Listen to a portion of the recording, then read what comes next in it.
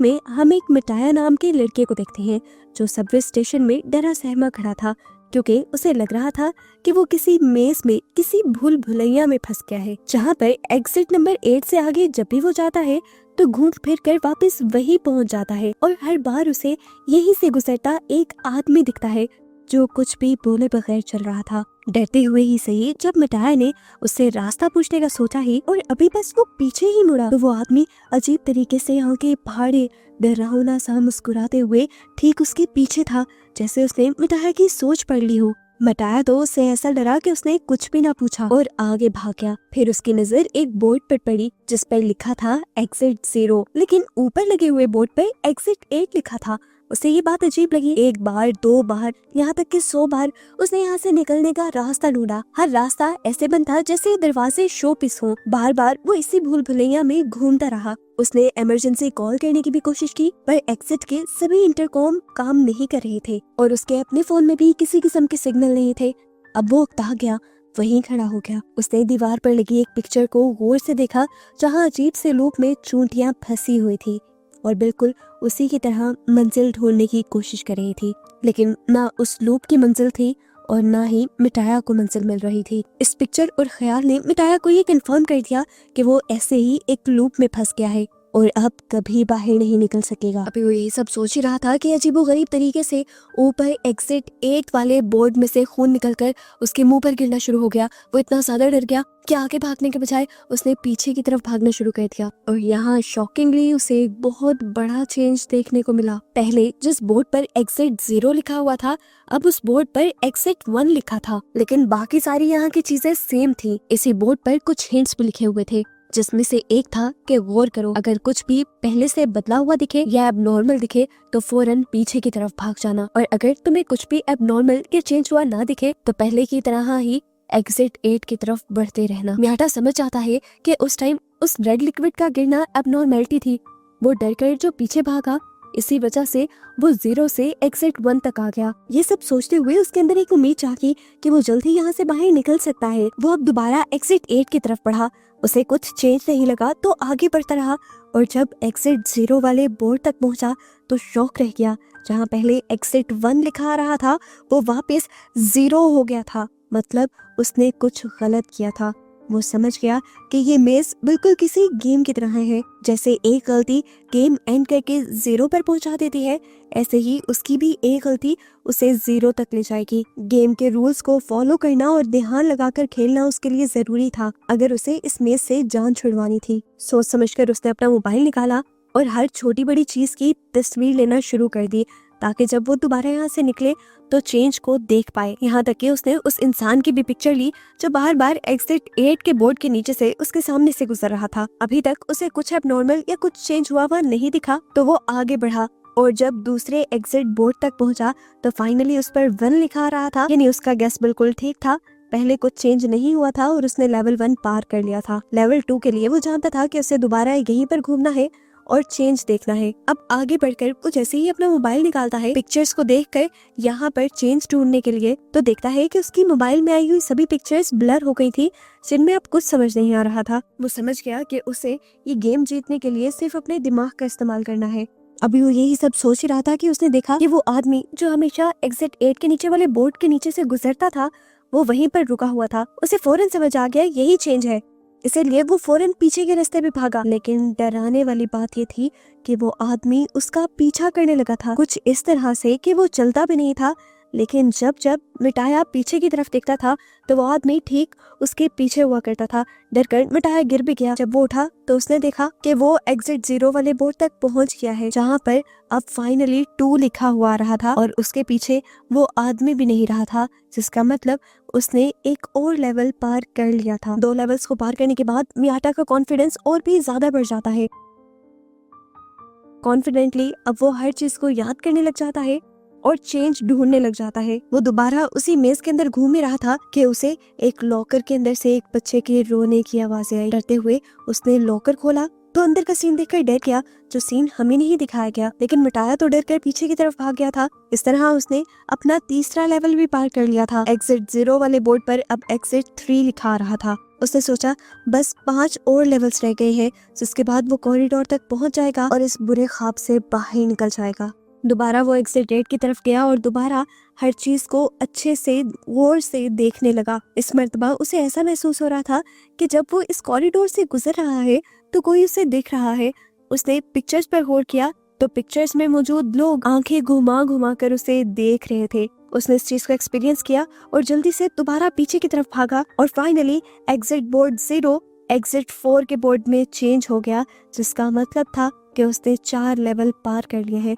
वो बहुत ज्यादा खुश था। उसने आधी गेम जीत ली थी। वो खुश होने के साथ साथ पैनिक ज्यादा हो रहा था, क्योंकि वो जानता था कि अगर उसने छोटी सी भी गलती कर दी तो वो वापस 0 पर चला जाएगा। दोबारा उसने एग्जिट 8 की तरफ चक्कर लगाना शुरू किया। अभी वो कॉरिडोर से गुजर ही रहा था कि उसका फोन बजा। उसने देखा कि उसकी गर्लफ्रेंड की कॉल आ रही थी। मिटाया को उसकी कॉल से बहुत अजीब फील होता है, क्योंकि कुछ दिन पहले ही तो उन दोनों ने एक दूसरे को छोड़ने का फैसला किया था। मिटाया ने कॉल उठाई तो मिटाया को पता चला कि वो डैड बनने वाला था। उस लड़की ने सारा फैसला मिटाया पर छोड़ दिया था। अगर मिटाया इस बच्चे को पैदा करना चाहता था तो वो लड़की मिटाया के पास आने के लिए भी दोबारा तैयार थी। ये बात सुनकर मिटाया का दिल अजीब होने लग जाता है। उसे कुछ दिन पहले का वाकया याद आता है, जब वो एक ट्रेन के अंदर था और एक बच्चा रो रहा था। उस रोते हुए बच्चे और उसकी मोम को एक आदमी ने डांट दिया था। वो उस बच्चे और उसकी मोम के लिए स्टैंड लेना चाहता था और उस आदमी को कुछ कहना चाहता था, लेकिन उसके अंदर इतनी भी हिम्मत नहीं हुई कि वो कुछ कह सके। अब वो अपने बेटे की एक पूरे बच्चे की जिम्मेदारी कैसे ले सकता था? वो कंफ्यूज होकर रह गया था। इसी टाइम पर उसने कॉल भी कट कर दी और कॉल कट होते ही वो एग्जिट बोर्ड जो पहले 4 पे आ गया था वो दोबारा से 0 पे हो गया। दरअसल उसने एक बहुत बड़ी गलती कर दी थी। वो पहले से ही जानता था कि मेज में कोई सिग्नल नहीं आ रहे और यहाँ पर उसकी गर्लफ्रेंड की कॉल आ जाना ही सबसे ज्यादा चेंज था, और यही चेंज उसने मिस कर दिया और वो वापस एग्जिट बोर्ड तक नहीं आया। और अब जहां वो पहले आधे लेवल पार कर चुका था वो दोबारा 0 पर आ चुका था। उसे पूरी गेम दोबारा खेलनी थी। मियाटा इस चीज से इतना फ्रस्ट्रेटेड हो जाता है कि बैठकर जोर जोर से चिल्लाने लग जाता है। उसे इस मेज को पार तो करना था, लेकिन अब उसके अंदर कोई भी मोटिवेशन नहीं रही थी। मरे हुए कदमों के साथ वो आगे बढ़ता तो रहा, लेकिन उसे अब इस मेज के अंदर कोई डिफरेंट चीज नहीं दिखाई दी। कॉरिडोर का टर्न लेने के बाद उसे यहाँ पर एक बच्चा दिखाई दिया और वो फौरन बैक एग्जिट की तरफ भागा, लेकिन उसने देखा कि एग्जिट बोर्ड पर अभी भी 0 का ही नंबर शो हो रहा था, यानी वो बच्चा कोई भी चेंज नहीं था। पता चला कि वो बच्चा बिल्कुल मियाटा की ही तरह इस मेज में फंसा हुआ था और वो भी वहाँ से निकलने की ही कोशिश कर रहा था। मियाटा को यहाँ पर वो आदमी भी नजर आता है जो हमेशा से सूट बूट पहने उसके सामने से गुजरता है। इस पॉइंट पर मियाटा समझ जाता है कि वो आदमी भी इस मेज का हिस्सा नहीं था, बल्कि बिल्कुल मियाटा और इस बच्चे की ही तरह इस मेज में फंसा हुआ था और वो भी यहाँ से निकलने के ही रास्ते ढूंढ रहा था। हमें दिखाया गया कि सूट बूट पहना वो आदमी और ये बच्चा पहले एक टीम की तरह काम करते थे। उन्हें भी बार बार इस मेज में एक लड़की दिखाई देती थी जो उनकी तरह यहाँ से निकलने की कोशिश नहीं कर रही थी। उस आदमी ने जब लड़की से पूछा कि तुम यहाँ से निकलने की कोशिश क्यों नहीं कर रही, तो उस लड़की ने जवाब दिया, रोज ट्रेनों के धक्के खाती हूँ, जॉब पे जाती हूँ, इतनी टफ जिंदगी है, मुझे नहीं लगता कि मुझे उस टफ जिंदगी में वापस जाना चाहिए। मैं इस मेज में काफी रिलैक्स हूँ। लड़की ये बात ही कर रही थी कि आहिस्ता आहिस्ता उसकी आवाज बदलने लगी। वो बार बार वही जुमला कहने लगी जो वो एक मर्तबा बोल चुकी थी। उसकी आवाज जब भारी होकर मर्दों वाली आवाज में बदली तो इस आदमी को समझ आया कि ये यहाँ पर एबनॉर्मलिटी है और वो बच्चे को लेकर फौरन बैक एग्जिट के बोर्ड की तरफ भागा। उन्हें दिखाया गया कि उनके एग्जिट बोर्ड पे अब 6 का नंबर आ रहा था, यानी वो गेम जीतने के बहुत करीब आ चुके थे। एक मर्तबा दोबारा ये पूरे मेज का चक्कर लगाते हैं। इस मेज में क्या चेंज हुआ था वो ढूंढने की कोशिश करते हैं। दोबारा उन्हें यहाँ से वो लड़की गुजरते हुए नजर तो आती है, लेकिन वो लड़की उनसे कुछ बात नहीं करती। बच्चा देखता है कि यहाँ डोर्स के हैंडल अजीब तरीके से लगे हुए थे। बच्चा उस बड़े आदमी को ये बात बताने की भी कोशिश करता है, लेकिन वो आदमी बच्चे की बात को इग्नोर करते हुए उसे आगे ले जाता है और ऐसे उसकी इतनी सी इग्नोरेंस, इतनी सी गलती उसकी सारी गेम को पीछे ले जाती है और उसका एग्जिट बोर्ड दोबारा 0 नंबर पर आ जाता है। यानी वो गेम हार चुका था और उसे अब रीस्टार्ट करना था। वो आदमी अब टूट गया। उपता चुका था वो। उसने भी चीख मारी, लेकिन यहाँ से निकलना जरूरी था। तो एक मर्तबा दोबारा इस गेम को खेलने के लिए वो तैयार हुआ। उसने बच्चे का हाथ पकड़ा और दोबारा इस मेज में चलने लगा। मजेदारी की बात थी कि अब उसे ऊपर जाने का एक रास्ता भी नजर आ गया था।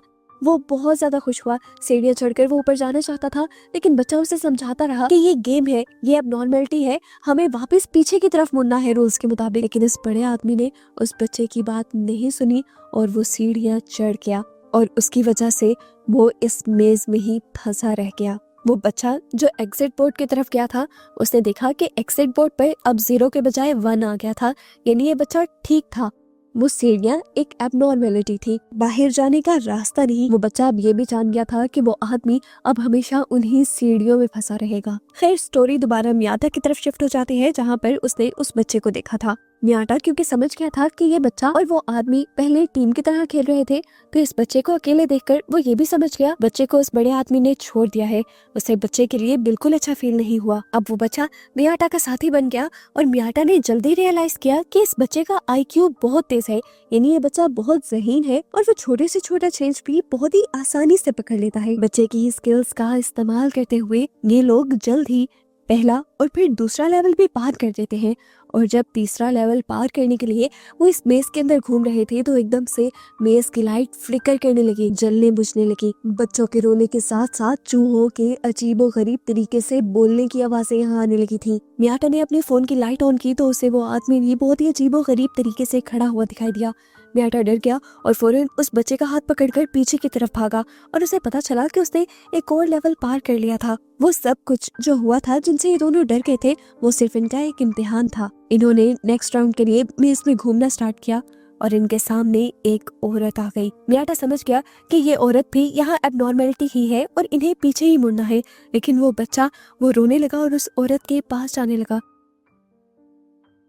वो बच्चा बहुत ज्यादा इमोशनल हो रहा था, इसलिए मियाटा उसे उठाकर पीछे की तरफ भाग गया और इस तरह इन्होंने एक और लेवल क्रॉस कर लिया। लेकिन ये लेवल क्रॉस करने के बाद भी, आधी गेम जीतने के बाद भी मियाटा को कोई खुशी नहीं हो रही थी, क्योंकि उसे बच्चे की टेंशन होने लगी थी जो अपनी माँ से दूर था। उसे बच्चे पर तरस आया और उसने उस बच्चे का हाथ मजबूती से पकड़ लिया और अपने से ये वादा किया कि वो इस बच्चे को इसकी मोम तक पहुंचा कर ही रहेगा। अगली मर्तबा जब ये इस मेज में घूम रहे थे, तो हैरानी की बात थी कोई चेंज उन्हें यहाँ नहीं नजर आ रहा था। लेकिन उस लड़के ने देखा कि ऊपर जो एग्जिट 8 का बोर्ड लगा था, इस टाइम उस पर 8 उल्टा लिखा हुआ था। इतना छोटा सा चेंज जो कोई भी इग्नोर कर देता, वो इस बच्चे की जहानत पकड़ लेती है और ये लोग फौरन पीछे की तरफ मुड़ जाते हैं और इस तरह ये लोग लेवल 6 को भी क्रॉस कर लेते हैं।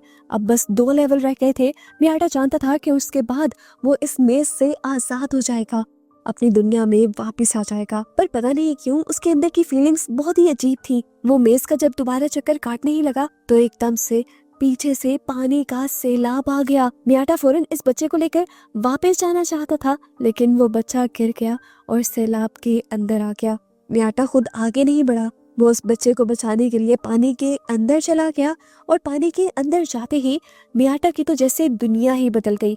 उसे अजीबो गरीब सा वियन आने लगा और उसने अपने आप को बीच के पास देखा, जहां उसने देखा कि उसके साथ उसकी दोस्त थी और ये बच्चा जो इस टाइम उसके साथ मेज में था, वो उसकी फैमिली, उसके बेटे के तौर पर उसे नजर आ रहा था। यहाँ पर वो इस बच्चे के साथ बहुत एंजॉय कर रहा था और इस टाइम पर उसे एहसास हुआ कि बाप होना कोई बर्डन नहीं होता, बल्कि ये एक बहुत ही खूबसूरत एहसास और बहुत ही खूबसूरत रिश्ता है। इससे पहले कि वो कुछ और सोच पाता, उसकी बॉडी में बहुत शदीद दर्द होता है और वो रियलिटी में वापस आ जाता है। मियाटा खुद और वो बच्चा अभी तक पानी में फंसा हुआ था। मियाटा अपनी पूरी ताकत लगाता है, उस बच्चे को उठा लेता है और उस पानी से ऊपर रखने की कोशिश करता है। उसने बच्चे को एग्जिट 8 के बोर्ड के ऊपर लटका दिया था और खुद वो पानी के बहाव के साथ बहता हुआ चला गया। सीन कट हुआ और कुछ देर बाद का सीन दिखाया गया। वो छोटा बच्चा जब जागा तो उसने अपने आप को एक तबाह हुई जगह पर देखा।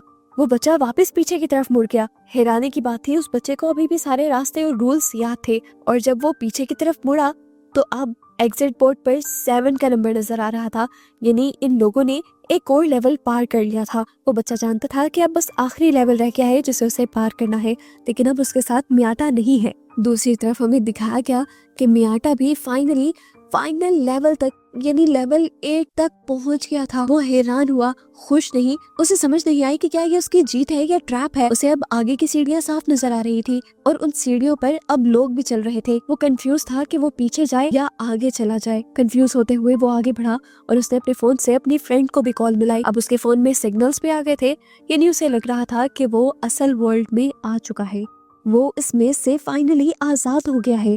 उसकी फ्रेंड जब कॉल उठाती है तो म्याटा कहता है कि मैं इस रिस्पॉन्सिबिलिटी को लेने के लिए तैयार हूँ। म्याटा को रियलाइज हो गया था कि वो एक फादर बनने के लिए तैयार है। म्याटा अब मेट्रो के अंदर चला जाता है, लेकिन ये अजीब बात यह होती है कि म्याटा को इस मेट्रो के अंदर सारी चीजें ऐसी नजर आती हैं जैसे वो पहले इन सारी चीजों को देख चुका हो। कुछ ही देर में यहाँ पर एक बच्चा रोता है और एक आदमी उस बच्चे और उसकी माँ को डांटने लग जाता है। ये वही सीन है जो मूवी में पहले हम म्याटा की सोच में देख चुके हैं। म्याटा ने इधर उधर लोगों को देखा, वो सारे लोग अजीब थे, अपने फोन में बिजी थे और यहाँ म्याटा का दिल टूट गया। वो समझ गया कि इस मर्तबा भी वो गेम के ट्रैप में फंस गया था। उसने तो नंबर 6 के बाद नंबर 7 क्लियर किया ही नहीं था और ये सब भी एक ट्रैप था।